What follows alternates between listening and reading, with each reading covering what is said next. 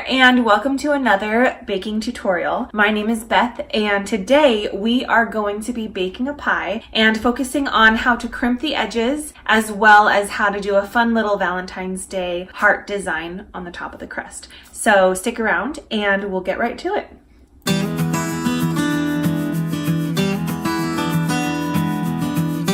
No, this is too large.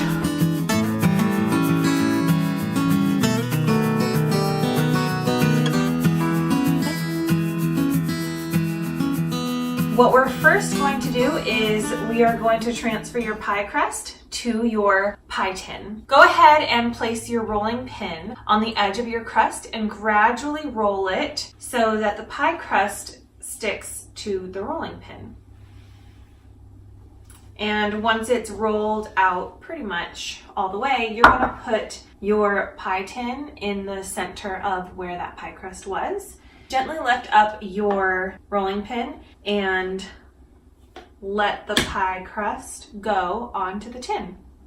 Now we'll need to just readjust this just slightly.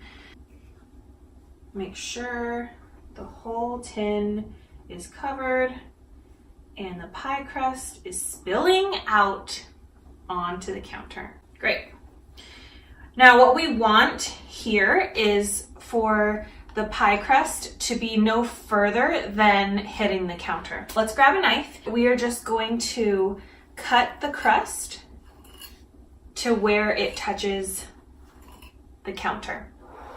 So keep cutting the crust all the way around. Does not have to be perfect here. We're going to be folding it under very shortly. Great. Now we're going to pour our pie filling into the pie crust. Here I have a strawberry pie filling. Now you can add some cayenne pepper to this to make it a little spicier. I love strawberry rhubarb with cayenne. So this is kind of my take on a strawberry rhubarb. If you're celebrating Valentine's Day and you're making a cute little Valentine's Day pie, just strawberry will work. But if you're kind of anti-Valentine's Day and want to do like a I hate Valentine's Day pie with a little kick of cayenne, I wouldn't blame you. Go ahead and put 1/2 teaspoon cayenne into your pie filling and then pour it into your crust. Ugh.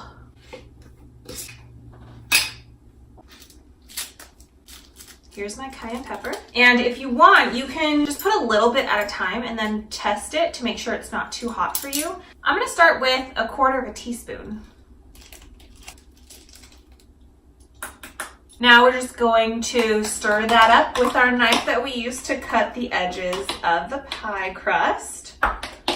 Stir it up real good.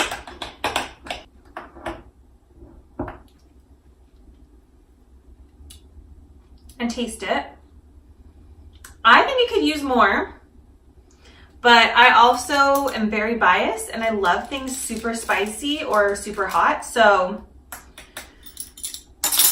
take it with a grain of salt or a grain of cayenne. So this makes it 1/2 teaspoon. Let's see if that's hot enough for me.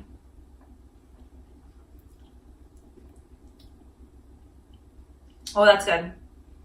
1/2 teaspoon it is, for my liking. You might like it even more spicy than that. Just pour it right in there. And now we're going to cover the top of the pie with some cute little heart designs. We have a bunch of cute little heart cookie cutters. There's lots of ways that you can make this pie look really cute. Today we're going to be cutting out a bunch of different hearts and placing them in different areas on top of the pie. I think that that will look cute. If you want to do something simpler, I would suggest grabbing a heart, just making one simple cutout in the center of your pie. Remove that and just, place it a little askew. That'll give you venting for your pie and it'll make it semi-easier than what we're going to be doing. Go ahead and cut out a couple of different heart options. Then we will arrange them on top of the strawberry pie.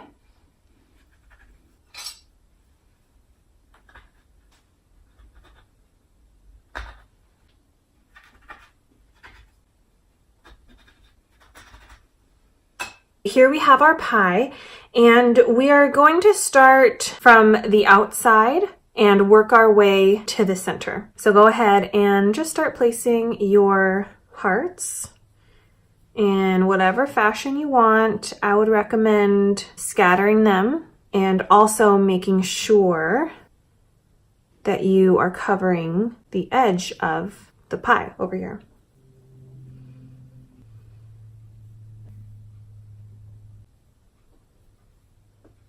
There's no real right or wrong way to place these hearts, but I will say that you want to end up with one heart in the middle to make it look perfect.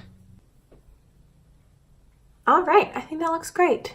Now for the final touch, we are going to crimp the edges. So what you want to do is start with the outside of the pie crust and start rolling it in just like this until you get to the inside of your pie tin.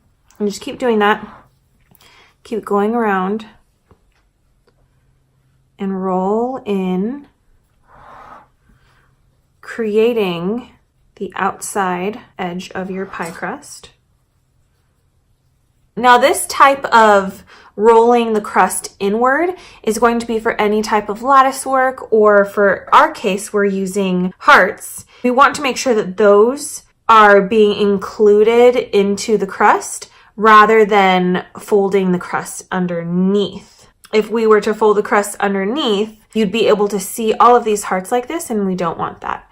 We want to fold the crust inward to cover them up. Otherwise, for a regular pie, you would have an entire sheet of crust and you would combine both of those and fold those under. But for this, we're folding the crust over. The next step is to use your thumb in one hand and your index finger and thumb in the other hand. Pinch the crust in between those three fingers to create a crimping look. Now, there's different ways to crimp a pie. This is my favorite, and it's my go-to.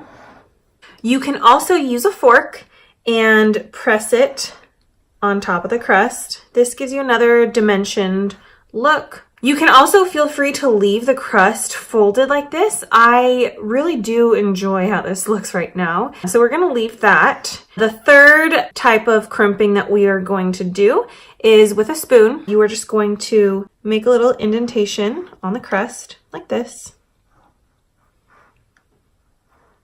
These are all just different ways for you to have your crust look.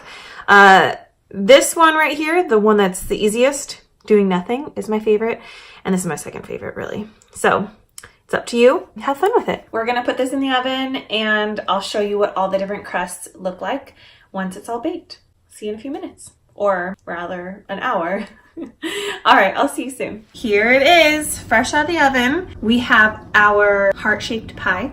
I'm gonna show you all the different types of edge work that we just did. Here's our pie. This is the original work that we did with our thumb and our two index fingers right here. That's how that came out.